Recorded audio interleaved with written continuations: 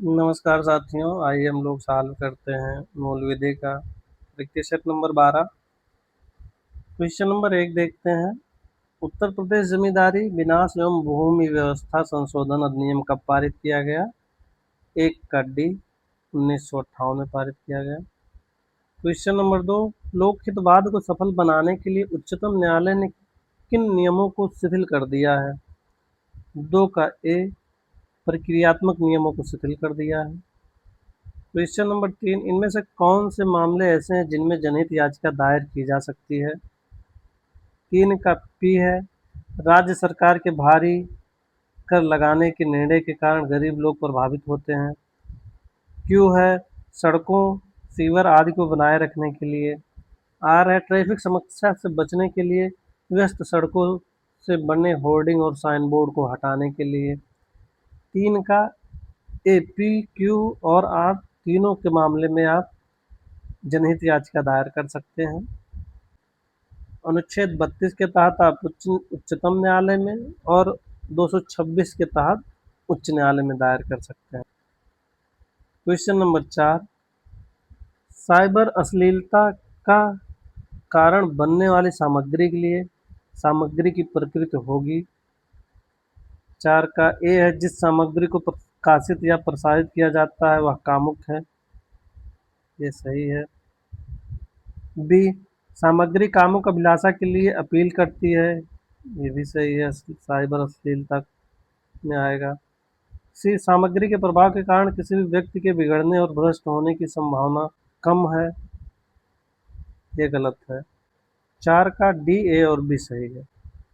Question number 5, cyber आतंकवाद आतंकवाद को किस धारा के अधीन सूचना तकनीक की अधिनियम में अपराध घोषित किया गया है? 5 का सी, धारा 66 एफ में अपराध घोषित किया गया है। क्वेश्चन नंबर 6, कोई भी व्यक्ति इलेक्ट्रॉनिक चिन्ह प्रमाण पत्र जारी करने के लिए आवेदन कर सकता है।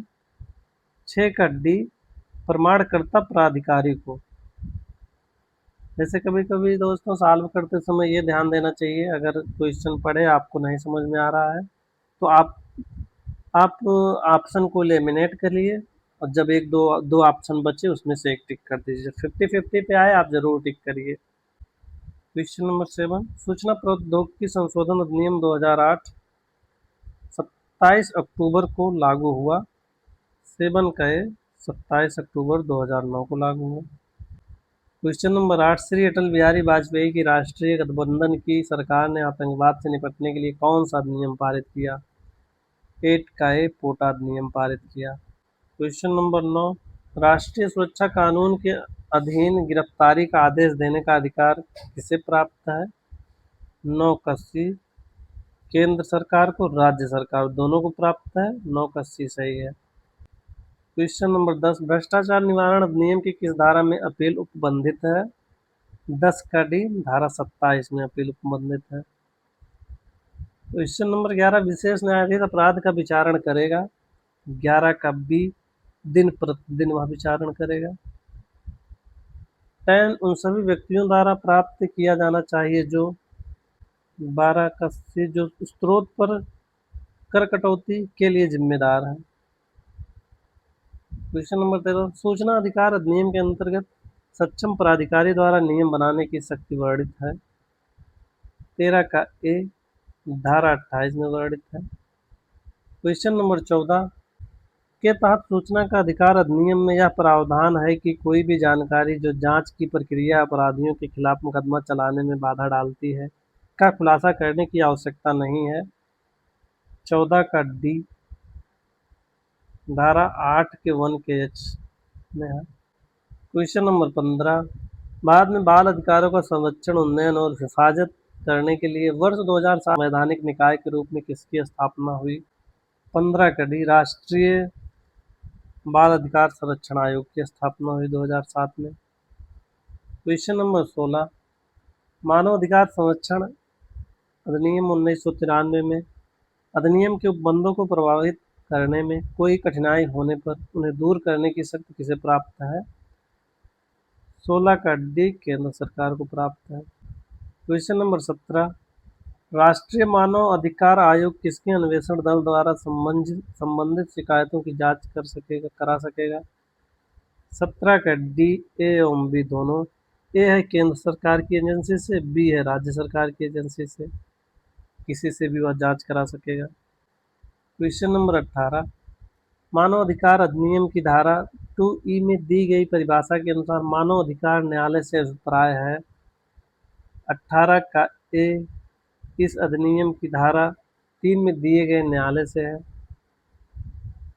19, किस धारा के अंतर्गत बिना अनुज्ञप्ति ट्रॉफी और पशु वस्तुओं में व्यवहार करना प्रतिषिद्ध किया गया है? 19 का सी, धारा 44 में। क्वेश्चन नंबर 20, पर्यावरण संरक्षण संविधान में दी गई सूची में किसका विषय है? 20 का ए केंद्रीय सूची का विषय है पर्यावरण संरक्षण। क्वेश्चन नंबर 21, पर्यावरण संरक्षण अधिनियम की धारा 3 के उपधारा 1 के अधीन नियुक्त अधिकारी किसके नियंत्रण में रहेंगे? 21 का एक केंद्र सरकार के नियंत्रण में रहेंगे। क्वेश्चन नंबर 22, यातायात संकेतों में ब्लैंकर के प्रकारों में कौन शामिल है? 22 का बी, काला शामिल है। क्वेश्चन नंबर 23, चालक का दुर्घटना के बारे में पुलिस स्टेशन पर सूचना देना किस अधिनियम के अंतर्गत आता है? 23 का भी नियम 134 के अंतर्गत आता है।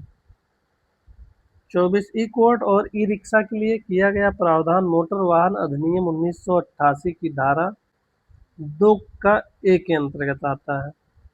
क्वेश्चन नंबर 25, अनुसूचित जाति और अनुसूचित जनजाति अत्याचार निवारण अधिनियम 1989 में उल्लेखित अपेक्षित कर्तव्यों की जानबूझकर उपेक्षा करने पर निम्न में से कौन दंड का भागी होगा? 25 का ए, कोई भी लोक सेवक जो अनुसूचित जाति या अनुसूचित जनजाति का सदस्य नहीं है वह दंड का भागी होगा। क्वेश्चन नंबर 26, किशोर न्याय बोर्ड बालकों की देखरेख और संरक्षण अधिनियम 2015 के किस धारा में बालबद्ध सेवाएं परिभाषित हैं? 26 का डी, धारा 2 के 25 में परिभाषित है। क्वेश्चन नंबर 27, घरेलू हिंसा से महिला संरक्षण अधिनियम 2005 के तहत संरक्षण अधिकारी को घरेलू हिंसा की जानकारी दी जा सकती है। 27 का डी, उपयुक्त सभी पीड़ित के रिश्तेदार को भी दी जा सकती है, स्वयं पीड़िता द्वारा दी जा सकती है, कोई भी व्यक्ति दे सकता है सूचना। क्वेश्चन नंबर 28, प्रथम सूचना इत्तला रिपोर्ट 28 का सी, प्रथम दृष्टया संज्ञेय अपराध से संबंधित होती है। क्वेश्चन नंबर 29, किसी अपराध का अन्वेषण किया जाता है? 29 का ए, पुलिस अधिकारी द्वारा अन्वेषण किया जाता है, अन्वेषण मतलब विवेचना। क्वेश्चन नंबर 30, क्वेश्चन नंबर 30, निम्नलिखित में से कौन सा एक अपराध नहीं है? 30 का ए, आत्महत्या अपराध नहीं है या बीएनएस की धारा बीएनएस में कहा गया है, भारतीय न्याय संहिता 2023 के अंतर्गत अपराध नहीं है।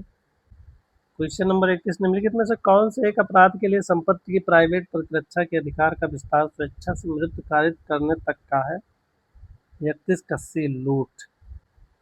क्वेश्चन नंबर 32, धारा 53 में कौन से दंड को निरस्त कर दिया गया? 32 का ए, मृत्यु।